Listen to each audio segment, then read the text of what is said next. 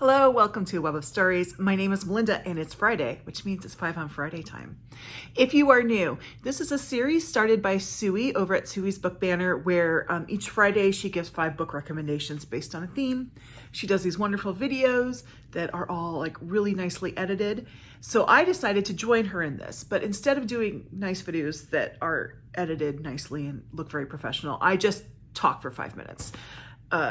Just let it go, no editing, and we see if I can do it in 5 minutes. So let's see how fast I talk.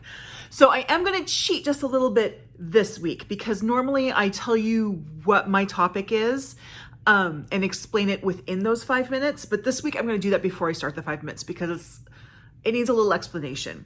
So this week I'm doing my top 5 time capsule books. And apparently I coined that term because I tried to Google it when I had like 3 and I was trying to think of a couple more.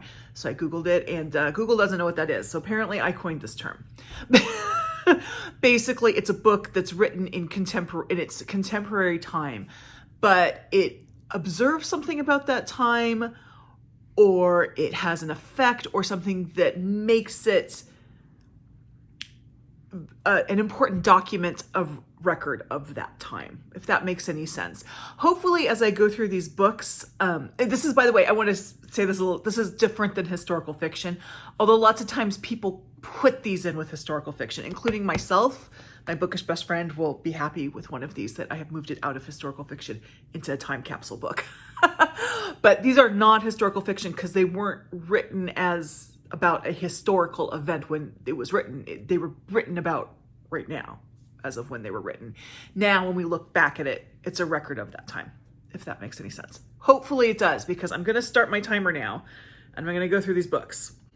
5 minutes go. These are my top 5 time capsule books. I should say this was inspired by a comment I made on a video by Greg at Supposedly Fun, and he's actually responsible sort of for these 2 choices. He doesn't know that, but we're going to put it anyway. The first one is Forbidden Notebook by Alba de Cespedes. So he had mentioned this and he said, does anyone know anything about this book? And I said, I do.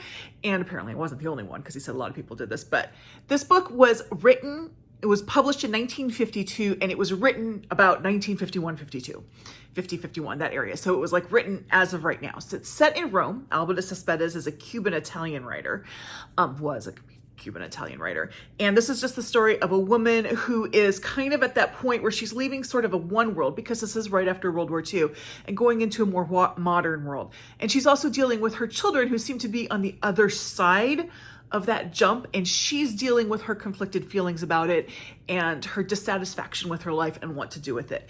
There's not a huge, like, big event in this one, but it is such a keen observation of what was going on at the time that I feel like I have to add it to this list.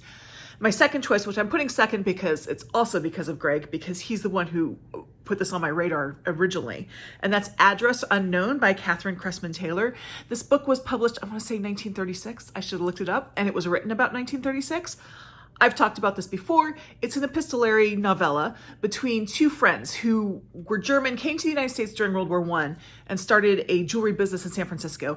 And one of them, the non-Jewish, one's Jewish, one's not, the non-Jewish one goes back to Germany right before World War II, and they have letters, and bad things happen. And obviously not a surprise if you're reading it now, because we knew what was going to happen, but let's just say Taylor was right. And it's very kind of chilling.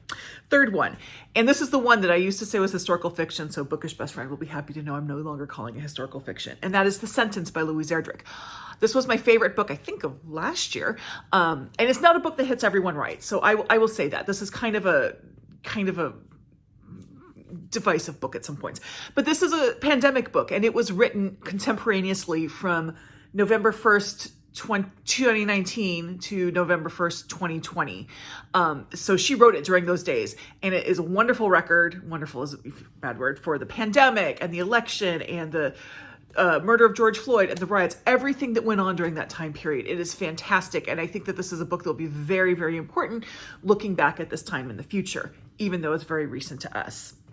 My 4th book, and we're going to get into some classics here. So this is my 4th book, and I know a lot of you don't like it. I get it. I love it, and this is good. The Great Gatsby by F. Scott Fitzgerald. This book is a fantastic observation of sort of the mindset of the 1920s. They call it the Roaring Twenties, and you get that, but you also get the really dark side of it. And you feel this really ominous thing that's going to happen in the book. And there is something ominous that happens plot-wise. But in reality, you had the stock market crash, which led to the Great Depression. And you kind of feel that coming, even though this was written before that. So I think The Great Gatsby is a great record of a certain time, the 1920s in America. How much time do I have? Okay, good. I'm doing well this time. My final one, and this is one that probably of all of them had the most impact on its time. However, I will also say it's probably my least favorite of the books. It's not, to me, not an enjoyable read as far as writing style, but I do think it's very, very important. I think people should read it. And that is Uncle Tom's Cabin by Harriet Beecher Stowe. So Harriet Beecher Stowe was, of course, an abolitionist from one of the northern states. I can't remember which one. She went to a southern slaveholding state and she saw the enslaved peoples and she wrote about it and people got really, really mad and there was a whole war. I mean, I'm totally simplifying that, I know. But I actually came to this book through The King and I. I saw The King and I, and then I needed to read Uncle Tom's Cabin because they act out Uncle Tom's Cabin in The King and I. Again, I don't think this is a well-written book. And I think that if you're into really nice prose, this might be a hard book for you. But I do think in terms of history and understanding the United States, if you're an American, our own history, this is a very crucial book to read because it does give you such a contemporaneous view of what was going on and the different views of it. This book, I'm surprised this book isn't taught more often in schools. I know that some people, okay, I guess I'm not surprised because America, but I would recommend it if you've never read it. Just know it's not going to be your favorite book, but give it a try. Great. I have 4 seconds left. I did it. Okay. That was a successful one for me. So those are my time capsule books, trademark. Thanks to Greg for inadvertently being my inspiration for this by just asking a question about a book that was on the New York Times 100 best books list. Anyway, if you like this video, God bless you, and you'd like to subscribe, all that jazz, down below I have information on my Discord where it's a lot easier to have conversations with people. And thank you very much for watching. I'll see you next time. Bye-bye.